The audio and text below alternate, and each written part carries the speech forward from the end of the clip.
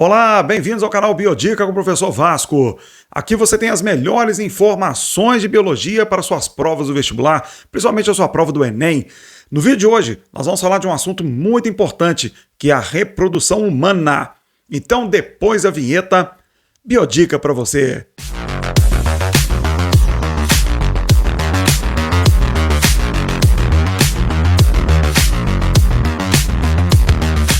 Os slides, tá? Já estão todos eles apostos. Então vamos compartilhar aqui com vocês e vamos começar com isso tudo aí, então. Tá certo? Vamos lá. Olha só. No que já vai entrar aí para vocês, então. Nós já começamos, então, justamente com pequenas diferenças, tá? Justamente não é sendo totalmente diferença. É a relação justamente que no processo de reprodução assexuada e reprodução sexuada tem vantagens e desvantagens. E isso é ótimo, por exemplo, para ser cobrado uma prova do estilo do Enem. Tá? Se você pegar, por exemplo, em termos de reprodução assexuada, você sabe, reprodução assexuada não envolve gametas. Então, uma reprodução assexuada não envolve fluxo gênico, tá certo? De dois seres diferentes. Por exemplo, no caso, o pai e da mãe, não tem esse fluxo gênico, tá? De genes, tá certo? Vindo do pai e vindo da mãe, que são seres com informações genéticas diferentes, tá certo? Vai gerar um novo ser com a combinação desses genes do pai e da mãe. Não, na reprodução assexuada não tem nada disso. Então, no caso, a gente fala que a reprodução assexuada é um processo mais rápido, em comparação da reprodução sexuada, que é um processo mais lento, que tem todo o processo da fecundação, da produção dos gametas. Então, no caso da reprodução assexuada, por ser mais rápido, gasta menos energia. Tá certo?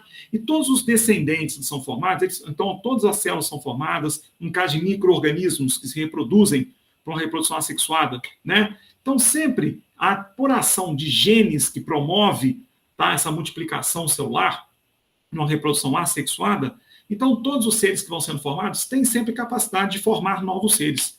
Porque o que acontece na reprodução assexuada? Tá? É simplesmente o quê? Uma divisão celular que vai acontecendo. Ou um ser se divide originando dois novos seres, geneticamente iguais ao ser que deu origem a eles. Então, por isso que no caso de uma reprodução assexuada não tem fluxo gênico, não tem combinação de genes de dois seres diferentes, do pai, da mãe, não tem nada disso. A reprodução assexuada você observa desde micro-organismos até animais pluricelulares, seres pluricelulares, como é o caso, por exemplo, dos poríferos, tá? Nos quinidários, existe a reprodução assexuada, por exemplo, do tipo brotamento, que é muito comum. Tá? Na região corporal do indivíduo, começa a ocorrer mitose. Mitose, tá certo? Onde as células vão originando novas células, todas elas geneticamente iguais entre si. Tá? Que é o caso da mitose, que origina sempre células geneticamente iguais. Então, ali, essas células se multiplicando, tá? Vão formando um novo ser no próprio corpo do indivíduo. Isso é um brotamento. Aquele broto, tá certo? Depois ele pode se destacar, tá? Vivendo independentemente, ou então ele pode crescer aderido justamente ao corpo do indivíduo que deu origem a ele. Aí, quando ele cresce, aderido ao corpo do indivíduo, isso forma uma colônia. Isso é tudo possibilitado por reprodução assexuada. Então, vocês têm aqui ó, as vantagens. Primeiro, esses seres, então, que são formados por reprodução assexuada, já que eles são formados, por exemplo, por mitose, e mitose sempre forma células geneticamente iguais às células de origem, os seres formados por reprodução assexuada, nada mais nada menos são o quê? São clones. São clones do ser de origem. São geneticamente iguais aos seres de origem e todos eles que são formados a partir de um mesmo ser são todos geneticamente iguais entre si. São todos clones. Tá certo? Então, esse daí é uma vantagem em termos, por exemplo, da reprodução assexuada. A formação de clones é uma formação mais fácil, então gasta-se mais energia, gasta-se menos energia, desculpe, tá certo? Tem um processo mais rápido também, tá? E ao mesmo tempo, como eu falei, também promove a formação de colônias, que é quando o indivíduo vai formando um novo ser e ele cresce aderido ao corpo do indivíduo de origem. É um caso, por exemplo, de brotamento, tá certo? Então aí vai formando uma colônia. Tá? Agora, no caso, a desvantagem é a variabilidade genética. A reprodução assexuada, já que é tudo, então, formação de seres geneticamente iguais, variabilidade genética só se ocorrer uma mutação. Caso não ocorra mutação, variabilidade genética é zero, porque todos os seres são todos iguais geneticamente entre si, a partir daquele ser que deu origem a esses demais seres, tá certo? Então, tudo por multiplicação celular, por mitose, por exemplo, tá? As células são sempre geneticamente então, iguais, geneticamente iguais, Então, não tem variabilidade genética, tá certo? É uma desvantagem da reprodução assexuada. Então, com isso, acaba não favorecendo a evolução das espécies. Porque não vai surgir uma nova espécie, só se acontecer uma mutação. Só que a mutação pode acontecer tanto em reprodução assexuada quanto sexuada. Então, não é uma característica da reprodução assexuada a mutação, tá certo? Então, a característica da reprodução assexuada não contribui para a evolução das espécies, para surgir novas espécies, tá? E tem um outro detalhe também. Se você faz um cultivo, por exemplo, tá? Vamos supor, então, ali, ó, tá, de seres geneticamente, então, iguais entre si, tá certo? Então, o que vai acontecer? Se dá uma variação climática, se aqueles seres não são resistentes àquela variação climática, como todos são geneticamente iguais, todos eles vão sucumbir, vão morrer, por exemplo. Não vão conseguir se adaptar, de repente, porque todos eles são geneticamente iguais, então todos eles têm a mesma falta de resistência àquela variação climática, tá, que está sendo vigente naquele momento. Todos eles são sucumbidos, tá certo? Não resistem.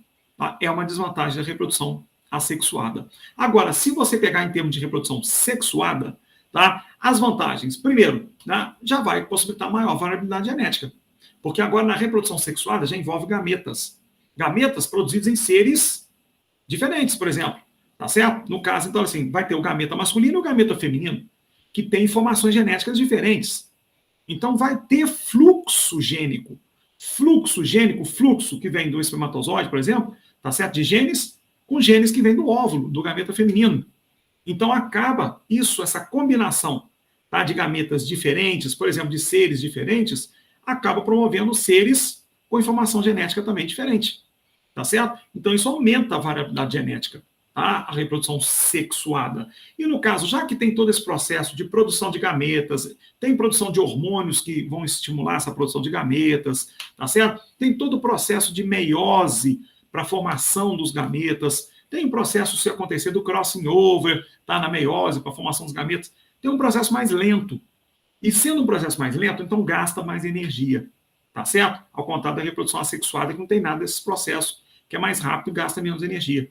A reprodução sexuada já consome mais energia por ser um processo mais lento, tá? Mas, por ser um processo que contribui com a variabilidade genética, acaba contribuindo, então, para a evolução das espécies. Concorda? E com isso também, o que acontece? Formando seres geneticamente diferentes, o que vai promover também? Maior adaptação. Por exemplo, a variações ambientais. Seres que estão submetidos a uma variação ambiental, tá? Se eles são provenientes de um mesmo ancestral, de um mesmo indivíduo, tá? Então, ali do mesmo casal, vamos dizer, que então teve o fluxo gênico, aí formou esses seres geneticamente diferentes. Os filhos, vamos dizer, a prole, né? Mas ali tem seres, por exemplo, que podem ser mais resistentes a uma variação climática do que o outro. Às vezes, no outro, tá, nessa combinação de genes, nesse fluxo gênico, ele foi sorteado com genes que não o torna tão resistente, mas o outro foi sorteado com uma combinação de genes que o torna mais resistente. Aí aquele tende a sobreviver, o mais resistente. O outro menos resistente, tá certo? Ele não se adapta totalmente. Ou ele pode até morrer, ou então, por exemplo, não se adaptar, tem até que se deslocar daquela região para outra região, vamos dizer assim, tá? E com isso pode proporcionar a formação de novas espécies até em outras regiões.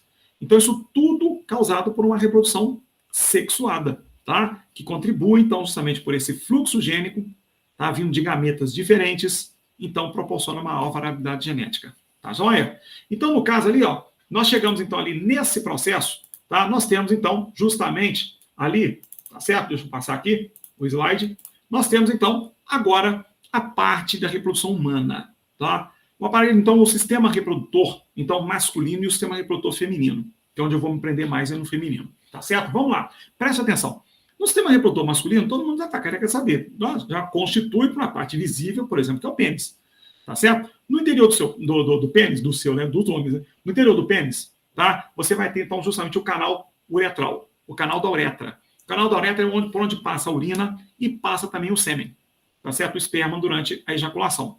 Tá? E ali você tem a região justamente dos chamados corpos cavernosos, que se enchem de sangue, porque é ali que vai ter justamente muitos vasos sanguíneos, é uma região intensamente vascularizada.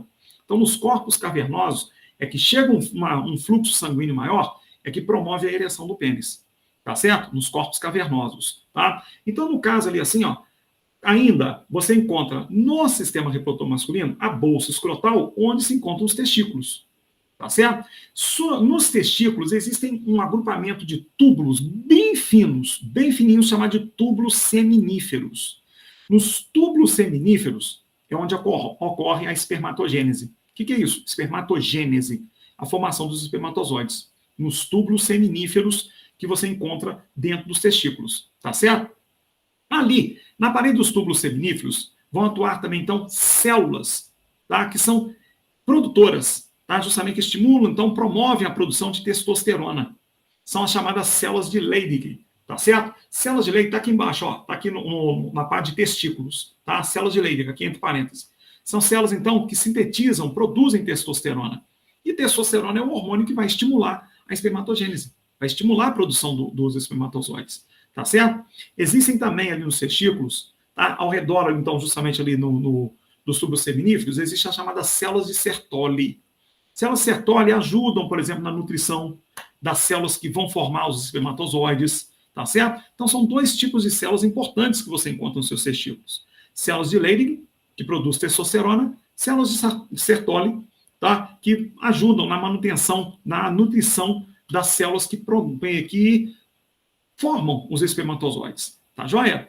E isso tudo acontecendo nos túbulos seminíferos que existem dentro dos testículos. Aí, os espermatozoides formados ali nos túbulos seminíferos, depois, eles vão aqui, ó, vão para essa estrutura que fica sobre os testículos, chamada de epidídimo. Fica sobre os testículos ali, ó. No epidídimo, os espermatozoides vão sofrer o processo de maturação. Eles vão amadurecer, tá certo? Então, já vão criar, então, a total mobilidade para poder se locomover, tá? E depois chegar no organismo feminino e ocorrer fecundação. Tudo isso, eles vão adquirir essa maturação aqui no epidídimo. Depois do epidídimo, para onde vão os espermatozoides? Para esse canal que sai aqui do epidídimo, chamado de canal deferente, tá certo? Do canal deferente, os espermatozoides seguem e vão passar por uma sequência de glândulas, onde a mais conhecida de todos é essa maior que você tem aqui, ó, embaixo da bexiga, tá? Próxima ali, uma região assim, próxima também do intestino, que é a próstata, tá certo? A próstata. Então fica logo abaixo da bexiga, próximo do intestino, a próstata. Na próstata já começa a produzir a porção líquida que vai constituir o esperma, o sêmen, tá certo? Mas não é só ali que é produzido, não. A maior parte é na próstata, que é produzido o líquido que entra na constituição do sêmen. Tá? Mas também vai ter uma glândula próxima ali da próstata, que é a vesícula seminal. A vesícula seminal tem uma outra estrutura, justamente então ali, ó, que produz também essa secreção. Tá? Esse fluido, então, que vai entrar na constituição do sêmen, também é produzido na vesícula seminal.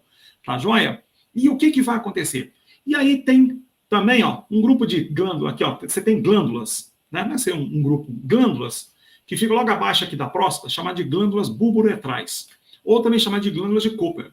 Essas glândulas, então, ali, produzem também, então, essa secreção, uma parte ainda da secreção, uma pequena porção, uma pequena parte da secreção que entra na constituição fluídica do sêmen, tá? E essa secreção, que é produzida nas glândulas bulbouretrais, é que vão lá na uretra, tá? Já também fazendo uma limpeza no canal uretral, tá certo? Para justamente favorecer a passagem dos espermatozoides. Tá? E, ao mesmo tempo, diminui o pH, então reduz a acidez do canal uretral, tá certo? Por quê? O espermatozoide não sobrevive muito assim em acidez, não. Então, ali passa ureia, passa ácido úrico com a urina, tá certo? Então, justamente, para dar uma certa neutralizada nessa acidez do canal uretral, essa secreção produzida pelas glândulas de Cooper, então, diminui essa acidez também, tá certo? E, ao mesmo tempo, tá? Vai justamente, então, ali fazer uma certa limpeza justamente no canal uretral também. Ajuda. É essa glândula que produz um líquido que na hora, por exemplo, tá, da excitação, na hora, por exemplo, do ato sexual, então o que acontece? Ocorre aquele líquido que é liberado, então, justamente pelo pênis, que lubrifica, tá? Lubrifica, então, a glande que é a cabeça do pênis, para facilitar a penetração no canal vaginal.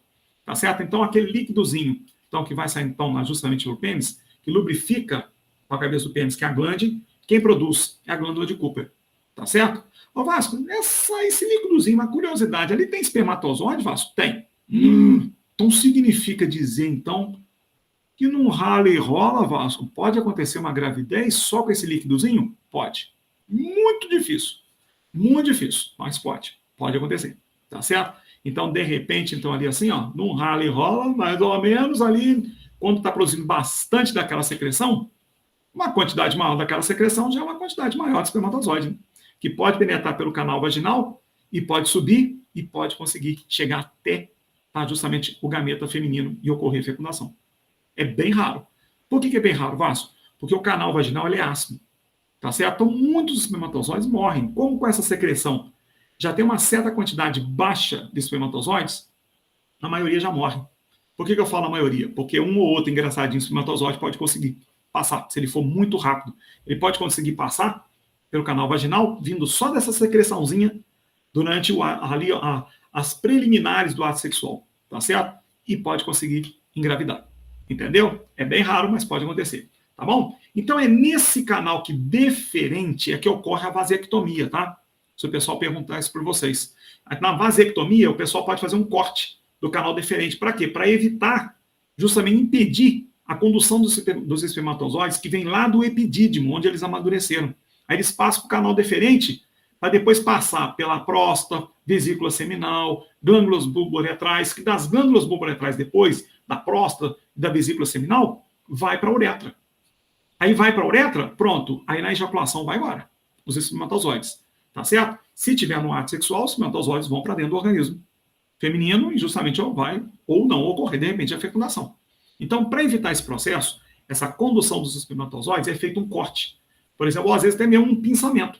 Aqui, ó, no canal deferente, tá? Para impedir a condução dos espermatozoides. É um processo reversível? É. Mas existem casos, por exemplo, que não dá certa reversão. Então, por isso que o médico, quando ele vai falar então com o paciente, ele já pergunta: você tem certeza que é isso que você quer realmente? Por que ele já pergunta isso? Porque tem casos que às vezes a reversão não aconteceu. Entendeu? De fazer novamente a junção, a união do canal deferente, para o cara então justamente poder engravidar novamente. Tá? Na maioria dos casos é reversível, mas existem casos que não dá certo. Por isso que então a pessoa tem que ter a plena certeza, tá? De que realmente não quer mais ter filhos na vida dele. Tá certo? Para fazer justamente esse corte, esse pensamento, então, ali, um corte do canal deferente. Tá certo? Quando é feito um corte. Tá? E ali, ó, então cuidado com essa parte, tá? Justamente da vasectomia, que já caiu em provas vestibulares, no canal deferente. E aí nós chegamos justamente no sistema reprodutor feminino. Tá? No sistema reprodutor feminino, nós temos então justamente então, ali, ó, na região da vagina, você tem os grandes lábios, né? Onde você tem aqui ó, a região do clitóris, que é intensamente vascularizada e inervada, tá? Com bastante, então, terminações nervosas, por isso que é uma região de extrema sensibilidade na mulher, tá? No clitóris, tá certo? Então, você tem justamente então, a abertura do canal uretral e a abertura do canal vaginal. Ou seja, do canal uretral, por onde sai, por exemplo, a urina, e aqui a abertura do canal vaginal, onde vai ter a penetração do pênis, tá certo? Então, por exemplo, já uma coisa assim que eu ri muito, eu me lembro muito de uma menina que ficou famosa, virou até meme, até aí na internet, uma menina que participou do BBB, até, eu esqueci o nome dela, uma lourinha, que tinha uma baixinha, ela era até cantora, sertaneja, ela foi participar de uma prova de resistência do BBB, ela colocou justamente, então, um absorvente, não sei o quê, ela tampou justamente para poder resistir, porque não podia fazer xixi na prova de resistência, né?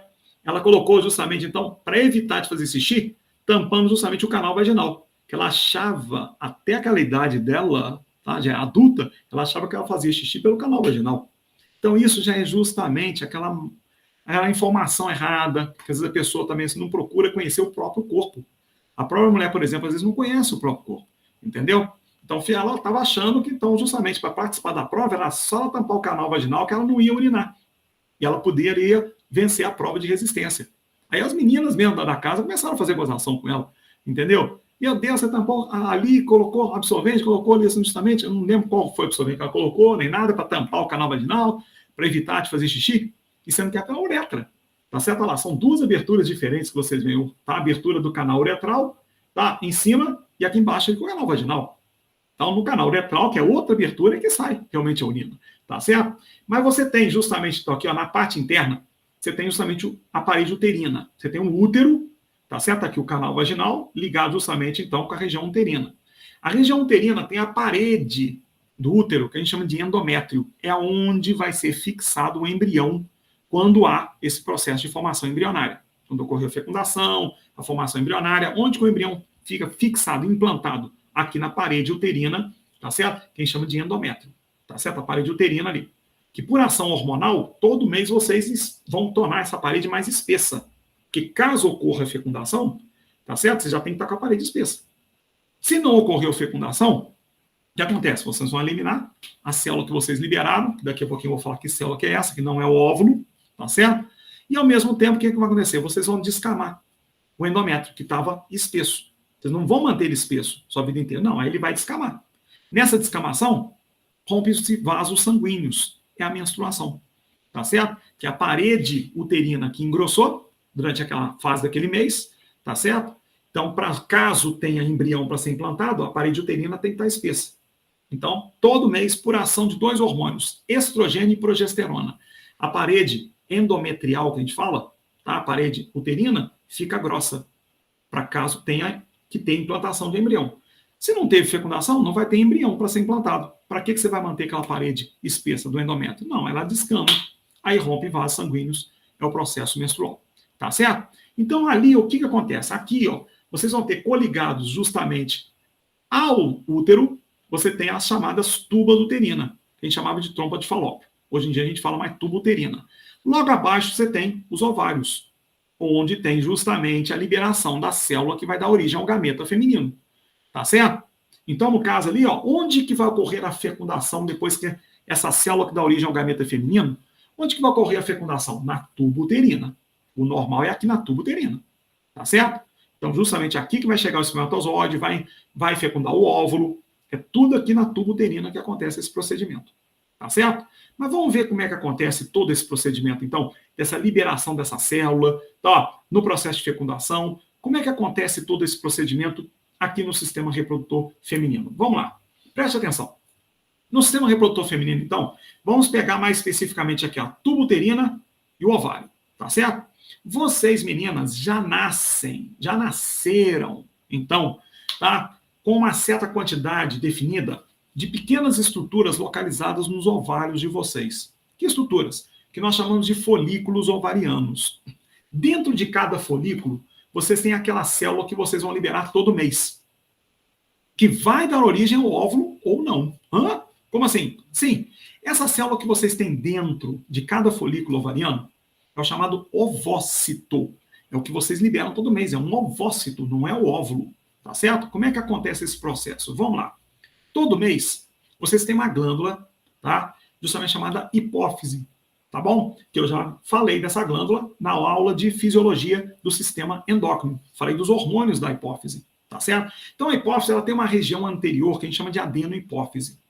A adenihipófise, ela secreta, então, todo mês, um hormônio chamado FSH, folículo estimulante, tá? O que o FSH ele vai fazer todo mês? Ele vai estimular o desenvolvimento de um folículo no seu ovário, tá certo? Um folículo ele vai se desenvolver. O que vai acontecer então? O folículo estimulante estimula o desenvolvimento, a maturação daquele folículo, que ali vai ter um ovócito para ser liberado. Aí o que vai acontecendo? O folículo vai se desenvolvendo, vai amadurecendo, tá certo?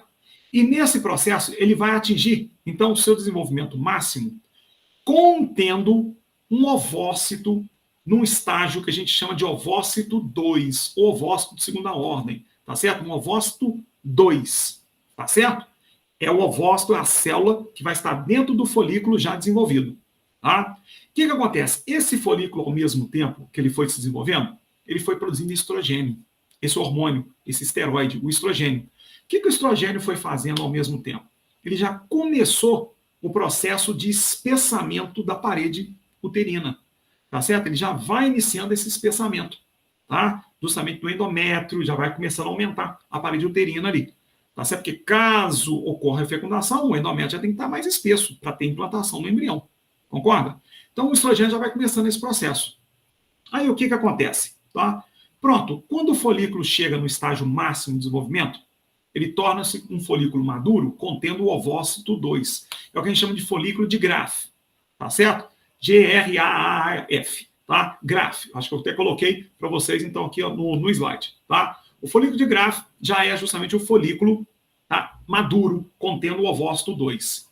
Aí o que acontece? Tudo isso aconteceu sob o estímulo do hormônio FSH, secretado pela adenohipófise, tá? Pronto, agora o folículo já contém o ovócito 2, vem de novo a adenohipófise e secreta um outro hormônio, chamado LH, ou chamado de hormônio luteinizante, tá? O que o LH, ou luteinizante, ele vai fazer? Ele vai promover o rompimento do folículo, para liberar o ovócito 2, que vai ser ali, ó, liberado pelo ovócito 2, olha aqui embaixo no desenho, você vê aqui embaixo, ó, o ovócito 2 sendo liberado, e vai ser capturado por essas fibras da tuba uterina, as fímbrias, que a gente fala. Aí o ovócito 2 é capturado por essas fímbrias e vai para dentro da tuba uterina. Tá certo? Então, preste atenção. Para a formação desse ovócito 2, ocorreu meiose dentro do folículo ovariano. Tá? Quando o ovócito 2 ele é liberado estacionado numa fase da meiose 2, que é a chamada metáfase, tá certo? Que é a metáfase que ele vai parar, tá certo? Então, no caso ali, ó, o que acontece? Tá? O ovócito 2, ele vai então ali, ó, justamente sendo liberado, ele é capturado, então ali, ó, pelas fímbrias, peraí que meu cursor aqui sumiu, tá certo? Ele vai ser liberado então aqui, ó, para as fímbrias, tá certo? E vai parar justamente aqui, ó, na tuba uterina, o ovócito 2. Tá joia? Aí o que vai acontecer? O ovócito 2 está parado na metáfase 2, melhor dizendo, na metáfase 2. Ele para, metáfase 2, tá? É quando o ovócito, então, foi capturado ali, ó, e para na tuba uterina. Aí está estacionado nessa fase, metáfase 2. Tá joia? O que vai acontecer? Ele vai ficar ali na tuba uterina esperando o espermatozoide. Caso aconteça a relação sexual, e aconteça, então, a ejaculação no interior do organismo da mulher, o espermatozoide, então, vai chegar, vai aquele que vai fecundar, tá? Ele entra na tuba uterina. Quando ele entra na tuba uterina, ele vai entrar em contato com o ovócito 2, que está parado na metáfase 2, ali na tuba uterina. Aí o espermatozoide entra em contato com o ovócito 2, nesse contato, o ovócito 2 é estimulado a continuar a meiose, que estava parado na metáfase 2. Aí entra, tá certo? Na telófase 2 e origina duas células, tá certo? Uma dessas células, então, é uma célula bem pequenininha, que é um corpúsculo, um glóbulo polar, que normalmente se degenera. E uma célula maior. Qual que é essa outra célula maior? O óvulo. Aí sim que a mulher vai ter o óvulo. Aí o espermatozoide fecunda o óvulo, dentro da tuba uterina, tá certo? Então, recapitulando, o ovócito 2, ele é liberado, tá certo? Parado na metáfase 2 da meiose. Aí ele vai para dentro da tuba uterina e espera o espermatozoide. Quando tem a relação sexual, chega o espermatozoide na tuba uterina e encontra com o ovócito 2, que está parado na metáfase 2. Com esse encontro do espermatozoide com o ovócito 2 é estimulado a continuar a meiose, que está parado na metáfase 2. Aí origina duas células. Uma menor, que se degenera, que é um corpúsculo polar ou glóbulo polar, e uma maior, que é o óvulo. Aí acontece a fecundação. Aí começa, justamente da fecundação, dentro da tuba uterina, tá? Ocorre a formação do zigoto. O zigoto vai começar a sofrer divisões por mitose, formando as células embrionárias. Vai formar um aglomerado de células chamado de mórula, tá certo? Aí a mórula, o que acontece? Já vai saindo a mórula da tuba uterina, aí a mórula já passa para uma fase seguinte, chamada de blástula. É a fase de blástula que sai lá da tuba uterina, é que vai ser implantada na parede uterina, na parede do útero, no endométrio, que está espessa, já está espesso, tá certo? Porque o estrogênio começou esse espessamento. Mas, ó Vasco, aí a blástula, essa fase que saiu lá da tuba uterina, essa fase da formação embrionária, a blástula, vai se implantar ali na parede uterina, né, que está espessa. Mas, ó Vasco, o estrogênio que vai manter esse espessamento? Não. Preste atenção. Quando o folículo ovariano aqui embaixo, quando o folículo liberou o ovócito 2 para a tuba uterina, ele deixa de ser folículo.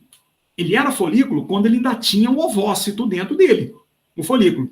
Quando o folículo libera o ovócito, tá certo, para a tuba uterina, o que acontece? O folículo passa agora a virar uma estruturinha, tipo uma manchinha lá no ovário. O que era um folículo, ele virou agora o que a gente chama de corpo lúteo. O que é lúteo? Amarelo, corpo amarelo. Esse corpo lúteo ou corpo amarelo, ele passa a produzir progesterona. O que o hormônio progesterona faz? Ele vai manter, ele vai acentuar mais ainda e vai manter o espessamento do endométrio. Tá certo? Por isso que depois de um certo tempo, o que acontece? O corpo lúteo vai deixar de produzir progesterona. Ué, e aí? Se ele deixa de produzir progesterona, ué, o endométrio vai descamar, vai ser um aborto. Não. Aí, se já teve um embrião implantado, tá certo? Na forma de blástula, se já teve um embrião implantado, quem estava mantendo a parede uterina espessa? Progesterona, produzido pelo corpo lúteo. O que é o corpo lúteo? Era o folículo quando tinha ovócito. Depois que liberou o ovócito, virou o corpo lúteo. Então, o que vai acontecer? Depois de um certo tempo, o corpo lúteo vai deixar de produzir progesterona. Mas como já teve um embrião implantado, vai ter a formação da placenta. Aí, quando o corpo lúteo parar de secretar progesterona, para manter o espessamento do endométrio, a placenta assume a produção de progesterona até o final da gestação. Aí a placenta que vai fazer isso. Tanto é que essa é uma das funções da placenta. A produção de progesterona depois que o corpo lúteo para de produzir esse hormônio. Ela mantém até o final da gestação a produção de progesterona. Porque se não tiver progesterona, a parede uterina não se mantém. E já tendo o embrião ali implantado, vai descamar. E vai junto ao embrião. Aí seria um aborto. Para evitar isso, a placenta mantém esse espessamento produzindo a progesterona. Tá certo? Então aí envolveu justamente esse processo todo, justamente então da embriologia também. Mas existe um mecanismo, por exemplo, envolvendo esses hormônios, tá? Estrogênio, progesterona, FSH, LH, justamente que é a pílula do dia seguinte. A pílula do dia seguinte, como eu coloquei para vocês, seria uma sobrecarga hormonal que a mulher toma, um processo emergencial, tá? Quando ela tem, por exemplo, uma relação sexual e ela não quer engravidar. Então, se ela sabe, por exemplo, vamos supor que ela está no período fértil, o que acontece? Vamos supor que ela está ali, está no período já de ovulação, que o pessoal chama de ovulação. Não é uma ovulação, concorda? É uma ovocitação, porque a mulher libera o ovócito e não o óvulo. O óvulo será formado se o espermatozoide encontrar com o ovócito, a tuba uterina, como eu expliquei para vocês. Aí o ovócito se divide, continua a meiose, que estava parada na metáfase 2, aí forma um óvulo. Aí que vai ter a fecundação. Tá certo? Então, no caso, a mulher ela sofre mesmo uma ovocitação, não uma ovulação, tá? Mas para evitar esse processo de uma ovocitação, de repente, a mulher não teve relação sexual, o que ela faz? Ela toma a pílula do dia seguinte, tá? Que tem uma sobrecarga, principalmente, ali, muitas pílulas têm mais sobrecarga, por exemplo, de progesterona, tá certo? Porque quando a mulher toma progesterona, então em maior taxa, o que acontece? A progesterona em alto nível vai inibir a adenipófise de liberar justamente FSH e de LH, principalmente o LH, para não ter ovocitação. Porque o que acontece? Quando você joga uma alta taxa de progesterona, você está enganando a sua adenipófise. Porque quando tem uma alta taxa de progesterona, significa que já tem corpo lúteo. Não é o corpo lúteo que fabrica no início a progesterona? Para manter espessado ali, espesso, né, o endométrio? Então, sua adenipófise vendo, por exemplo, que está cheio de progesterona naquele organismo, naquela mulher, tá? Significa que para a adenipófise já teve corpo lúteo. Se tem corpo lúteo, é porque já teve a ovocitação. Então, o que a adenipófise pensa? Se já teve ovocitação, não vou liberar mais o hormônio LH, que é o que rompe o folículo para liberar o ovócito. Já tem progesterona em alta concentração nesse organismo, então é porque já tem corpo lúteo, então é porque já teve ovocitação. Para que eu vou liberar LH? Aí a hipófise não libera LH, para não ter verdadeiramente um folículo liberando ovócito. Só que não teve folículo liberando ovócito. Você que enganou a adenipófise jogando alta taxa de progesterona, fingindo que tem corpo lúteo ali, com essa alta taxa de progesterona. E se inibe a adenipófise para não liberar LH, para não ter justamente um rompimento mesmo verdadeiro de um folículo para liberar ovócito, porque se liberar ovócito vai ter gravidez. Tá certo? Isso que acontece. Tá? A pílula diz o seguinte, então você joga uma alta taxa, principalmente de progesterona, para inibir a adenipófise de liberar FSH, principalmente para não liberar LH, para não ter rompimento de folículo, não ter liberação de ovócito e não ter a gravidez. Tá joia? Ô Vasco, mas isso é para não liberar o ovócito, né? Para evitar a fecundação. Sim. Mas e se a mulher teve a liberação do ovócito? E se ocorreu a fecundação, Vasco? A pílula diz o seguinte, não pode dar certo? Pode. Pode dar certo. Tá? Por que pode dar certo? Então, nem sempre, às vezes, a pílula diz o seguinte, ela é 100%. Mas nesse caso, tendo ocorrido a fecundação, você ainda pode evitar, tomando a pílula seguinte emergencialmente ali, tá certo? Falando. Como assim? Existe um muco que reveste a parede uterina, o muco cervical. Esse muco, de acordo com a densidade dele, facilita, favorece a implantação do embrião na fase de blástula, tá certo? Se ocorrer a fecundação, vai ter a formação do zigoto, vai ter a formação de um aglomerado de células depois do zigoto chamado de mórula. A mórula dá origem a essa nova fase chamada de blástula, que sai lá da tuba uterina e se implanta no endométrio. Mas esse muco que reveste a parede uterina, que é o muco cervical, favorece a implantação, tá certo? Do embrião na fase de blástula, que a gente chama de blastocisto também, tá certo? Esse muco vai favorecer de acordo com a densidade dele. A pílula seguinte, com essa alta taxa de progesterona, altera a viscosidade desse muco. Altera. Alterando essa viscosidade desse muco, prejudica a implantação do blastocisto. Tá certo? Aí pronto, também pode evitar a gravidez. Nesse caso, então, mesmo tendo ocorrido a fecundação, utilizando a pílula seguinte. Tá certo? Beleza? Então aqui vocês têm, ó, justamente o gráfico. Tá? O gráfico indicando justamente todo esse processo. Olha lá, no início do processo, então, ó, olha lá, essa linha verde que vocês têm aqui no gráfico, ó, indica justamente o FSH. É o que está mais em alta no processo inicial.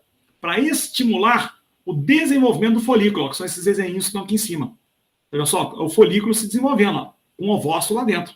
Então, para promover o desenvolvimento do folículo, olha a taxa de FSH, está mais em alta. Olha só, relativamente constante, mas alta. Aí, quando já tem o folículo amadurecido, já tem o ovócito 2 para ser liberado, aí vem o hormônio LH. Olha lá, aí ele sobe, o hormônio LH. Ele vai estar em maior quantidade, produzido secretado pela adenohipófise. Então, olha lá, justamente vai ter o pico de LH, é quando o folículo, lá em cima do desenho, é quando ele libera justamente o ovócito 2, que padronizou chamar de ovulação esse processo, mas é uma ovocitação, tá? Aí o folículo libera justamente então o ovócito 2, ó, graças à ação do LH que está no pico. Tá vendo só? Aí o que acontece? O LH então fica no pico, olha lá, e o FSH baixa. Tá vendo só? Pronto. Aí depois da ovocitação, pronto, aí os dois hormônios abaixam a taxa deles. Aí a adenipófise começa a ser inibida. Por que começa a ser inibida? Porque aí o folículo amadurecendo vai produzindo aqui, ó, estrogênio ao mesmo tempo. O folículo amadurecendo. Aí quando chega o folículo, então ele fica maduro, já tem o ovócito 2 pronto para ser liberado, é que tem o pico de estrogênio. Tá vendo só? Que é justamente o folículo já está totalmente maduro. Aí a parede uterina, olha aqui embaixo a parede uterina, ó, como é que foi desenvolvendo, ó, como é que foi crescendo a parede uterina, já começando com a ação do estrogênio. Tá vendo só? Aí o que vai acontecendo? Aí tem o processo de ovocitação, a liberação do ovócito 2.